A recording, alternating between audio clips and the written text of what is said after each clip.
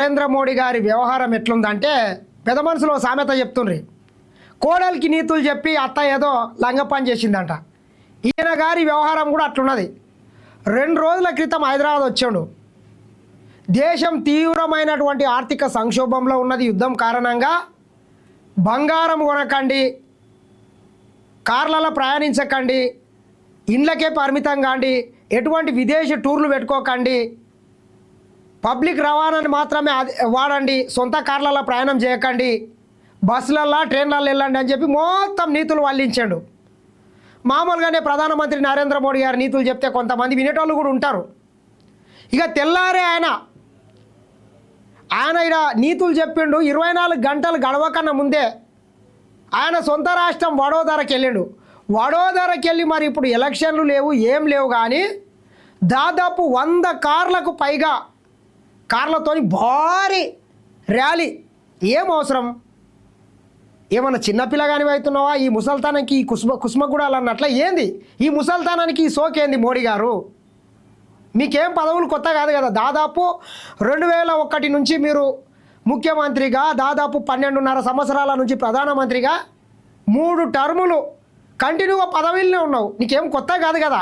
ఇట్లా బలాలు నిరూపించుకోవాల్సినటువంటి అవసరం ఏముంది?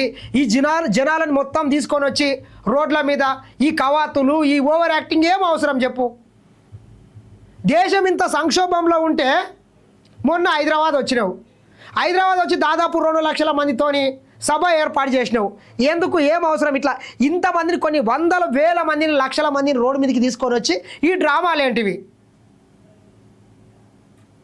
దేశ ప్రజలకు నీతులు చెప్పడం కాదు మోడీ గారు, మీరు పాటించాలే. ముందు మీరు పాటిస్తేనే ఈ దేశ ప్రజలు పాటిస్తారు. పంతులు కూర్చొని వస్తే పిల్లగాళ్ళు కూర్చొని వస్తారు, పంతులు నిలాడి వస్తే వాళ్ళు నిలాడే వస్తారు. యథా రాజా తదా ప్రజ అన్నట్లుంటుంది వ్యవహారం. ఇట్లా మొత్తం బలప్రయోగం చేసుకుంటా, ఓవర్ యాక్టింగ్ చేసుకుంటా, మొత్తం ప్రజాదానాన్ని మొత్తం సర్వం లూటీ చేస్తున్నాడు. చూడండి ఒకసారి, ఇట్లా వందల కార్లతోని ఆయన కవాతులు చేస్తున్నాడు. ఈ కవాతులు చేసి ఏ దేశం మీదకైనా యుద్ధానికి వెళ్తున్నావా ఏంది? ఒక్కసారి చూడొచ్చు మనం. మంచిగా ఉంది, నువ్వు నిజంగా చెప్పినావు బంగారం కొనొద్దన్నావు, మంచిదే కాదని లేము. ఆ బంగారం దేనికి పనికిరాని వస్తువుల మీద వేల కోట్ల రూపాయలు తలిగేసి ఈ దేశ ఆర్థిక వ్యవస్థ సర్వనాశనమైంది. చాలామంది మేధావులు కూడా మీరు చెప్పినటువంటి సూచనలు మంచిగా ఉన్నాయని చెప్పిండ్రు, కానీ మీరు పాటించకపోవడము బాగలేదు. మీరు ముందు పాటించాలి. మీరు ఈ దేశానికి ప్రధానమంత్రి, మీరు 10 మందికి ఆదర్శంగా ఉండాలి. చూడండి ఒకసారి, మన్మోహన్ సింగ్ గారు ప్రధానమంత్రిగా ఉన్నప్పుడు డాలర్తో పోలిస్తే రూపాయి విలువ 42 రూపాయలు ఉండే 2014 వరకు కూడా.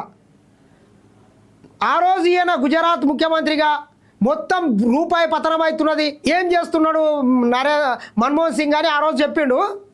ఈరోజు మరి 42 రూపాయల నుంచి ఏకంగా 95.5 రూపాయలకు వచ్చింది. 1 రూపాయి వాల్యూ డాలర్తోని. మరి ఏం చేస్తున్నావు నువ్వు?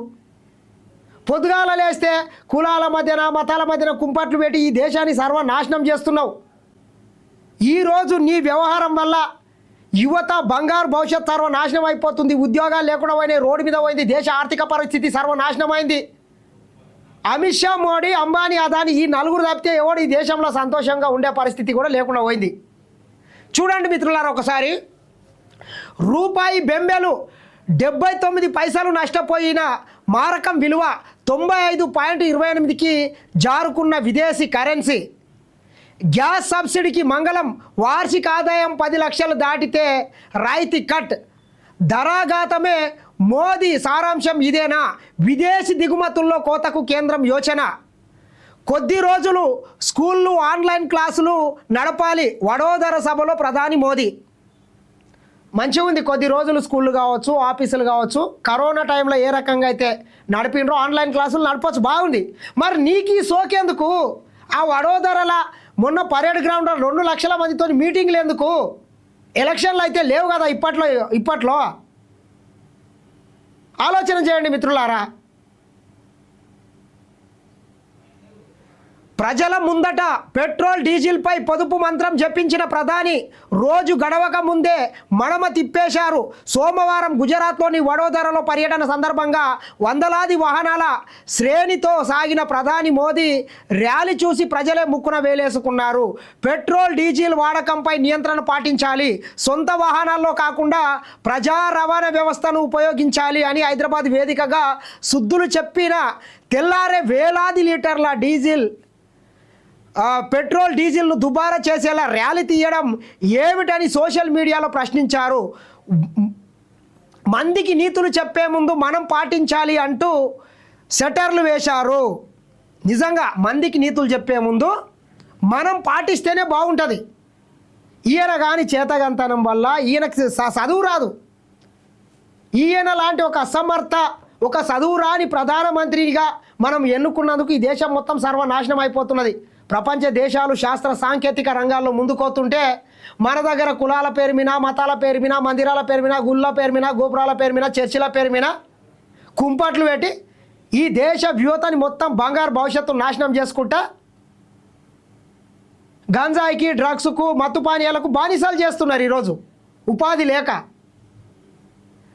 మార్కెట్ మడాష్, మోదీ డేంజర్ బెల్స్, కుప్పకూలిన వైనం, పొదుపు మాటలతో పెట్టుబడిదారుల్లో ఆందోళన, కరిగిపోయిన 9 లక్షల కోట్ల మందుపరుల సంపద, అంతర్జాతీయ మార్కెట్లో బగ్గుమన్న చమురు ధర, బంగారు ఆభరణాల షేర్లు 10% వరకు డౌన్, విమానయాన రంగం, టూరిజం షేర్ల భారీ పతనం.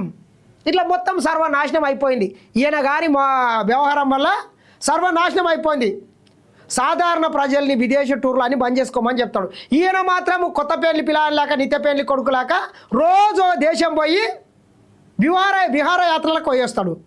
అది ప్రత్యేకంగా ఫ్లైట్లు వేసుకొని, హెలికాప్టర్లు వేసుకొని. ఎన్ని వందల కోట్ల ఇంధనం నాశ అవుతుంది, ఎన్ని వందల కోట్ల ప్రజాధనం వృధా అయిపోతుంది. దీని గురించి మనం మాట్లాడాడు. ఇక మోదీ పొదుపు మంత్రం ఎకనామీకి శుభసూచకం. మంచిదే ఉండొచ్చు కానీ మీరు పాటిస్తేనే బాగుంటుంది. అప్పుడే ఈ దేశానికి సంబంధించినటువంటి ప్రజలు కూడా పాటిస్తారని చెప్పి నరేంద్ర మోడీ గారిని హెచ్చరిస్తున్నాం. ముందు మీరు పాటించండి. చూడండి ఎట్లున్నది. సోమనాథ్ ఆలయంలో పూజల అనంతరం బయటకి వస్తున్న మోదీ ఒత్తిడితో భారత్ను లొంగ తీసుకోలేరు. ఏడవతే ఇదే. ఇక మతాలు, మందిరాలు, కులాలు లేకుండా నీవు రాజకీయమే చేయం. ఈయన గారు వచ్చిన తర్వాతనే హిందూ మతం పుట్టినట్లు, నరేంద్ర మోడీ గారు వచ్చినట్లు, ఇంకా ఈ దేశంలో ఆయనతమంది ఆయన్ని గుళ్ళు కట్టినట్లు. ఏంది ఈ చిల్లరతనం? ఏంది? ప్రపంచంలో ఆ శక్తి ఎవరికి లేదు. ప్రధాని మోదీ 1951 మే 11న సోమనాథ్ ఆలయ పునఃప్రతిష్ఠ పోఖ్రాన్లో అణుపరీక్షలు జరిపింది ఆ రోజే. దేశానికే తొలి ప్రాధాన్యమని అప్పుడే చాటాం. సోమనాథ్ అమృత్ మహోత్సవ్లో మోడీ వెల్లడి. ఆలయంలో మహాపూజ, జలాభిషేకం. ఇక ఇవే యువత బంగారు భవిష్యత్తు నాశనం అయిపోతుంటే ఇట్లనే వీటి చుట్టే తిరుగుండిగా. చైనా వాడు చూడు, జపాన్ వాడు చూడు, సింగపూర్ వాడు చూడు, మలేషియా వాడు చూడు, మన దేశంతో పాటు స్వాతంత్రం వచ్చినటువంటి దేశాలు ఈరోజు ప్రపంచంలోనే టాప్ మోస్ట్ ఆర్థిక వ్యవస్థలుగా ఎదిగితే ఈరోజు మన దేశం కిందికి జారుకుంటున్నది.